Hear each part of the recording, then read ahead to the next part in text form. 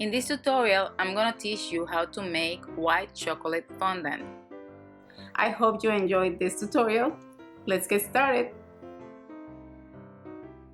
The ingredients you will need for this recipe are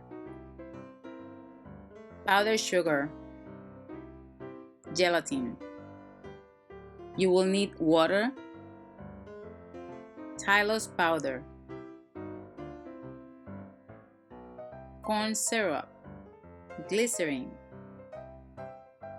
white chocolate melts, vegetable shortening. I always recommend to sieve the sugar.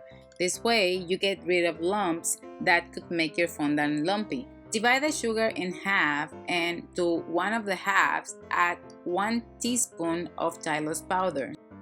In a cup, add 1/4 cup of water. Add 1 tablespoon of gelatin and sprinkle it all around the cup. Leave this to the side and let it bloom. While the gelatin is blooming, you want to start working with the chocolate. I do not recommend chocolate chips for this recipe. If you cannot find guitar chocolate melts, make sure to get a very good quality melting chocolate. I have used other brands that are easily found like Baker's or Ghirardelli. They're baking chocolates. They work well. There's some minor changes you might have to do and the taste is less like chocolate, so I still will say get a good brand of chocolate. You can use Wilton, but remember, Wilton is not chocolate, it's just a candy melt. I will talk more about this in my blog, so you can go there and I will post the link below in the comment box. You will need 2 ounces of chocolate. I melt my chocolate in the microwave, but you can do it on your stove. Just make sure not to burn your chocolate. You take the chocolate and place it in the microwave. The first time I usually put around 20 seconds and I stir. Then I put it again in the microwave for 10 seconds and keep stirring in between those 10 seconds until it's fully melted. I am adding 1 tablespoon of vegetable shortening to the chocolate and I'm gonna place this in the microwave and melt it too. I am using the Guitar chocolate melts and they work fantastic. You will need 2 tablespoons of glycerin and you can add it to the chocolate and mix it well, or you can add it to the corn syrup. It makes no difference. Pour 1/2 cup of corn syrup in a cup and place it in the microwave for around 30 seconds. You want to warm up the corn syrup. You can do it in the stove too, but make sure it's just warm. You don't want it hot. Now, mix the chocolate mixture with the corn syrup well. At this stage, you can add any extracts if you want to. Sometimes I add 1 teaspoon of butter or maybe clear vanilla. It depends on what you want to achieve. After 5 minutes, your gelatin should be bloomed. It looks like this. Once it has bloomed, I place it in the microwave for around 25 seconds or until it melts and it looks clear. Make sure not to overheat. This is very important. Add the gelatin to the chocolate corn syrup mixture and mix well. In the bowl where I'm gonna place the sugar, I make sure to cover it well with some vegetable shortening, just a light coat. This way the mixture won't stick to it as much. Place the sugar that has the xylose in the bowl, and if you want to add more sugar, you can even add more. Just make sure to leave enough for later so you can knead.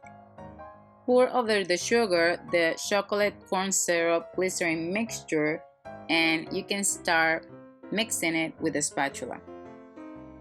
You can keep adding sugar until the mixture starts getting a dough consistency, or you can just put it on the table on top of a bed of sugar and start kneading it.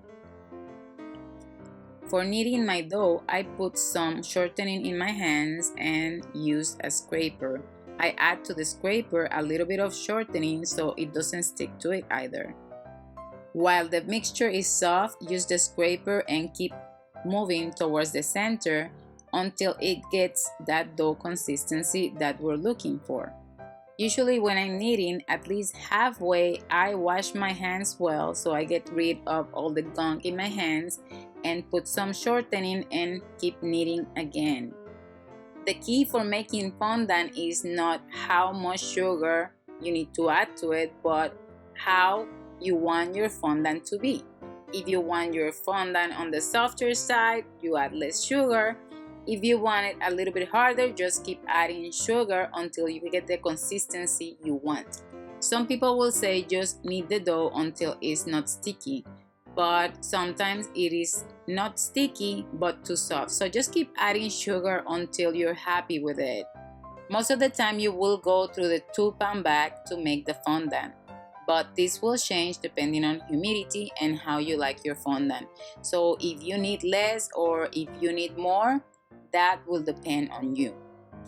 When I am kneading and I feel that my fondant is a little bit on the dry side, I always take some shortening and put it in my hands like it's cream. Very important tips for making fondant.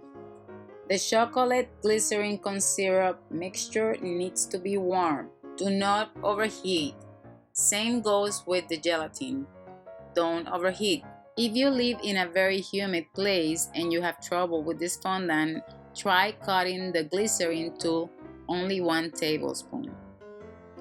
Always try to work fast at a good pace so your fondant doesn't dry. And finally, once you finish with your fondant, make sure to give it a nice coat of shortening and place it in plastic wrap, really well sealed, and then you can place it in a Ziploc bag.